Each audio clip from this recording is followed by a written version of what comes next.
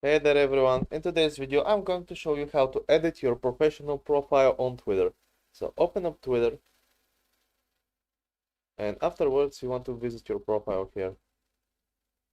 Once you've done that, go to profile and click edit profile. Once this opens up, scroll a bit down and here you can see edit professional profile. Click this. Click switch account type and click switch to business account. Click yes. And now all the edits you do will be done to your professional profile. And that's it. Hope this helped. If it did, leave a like and subscribe and see you next time.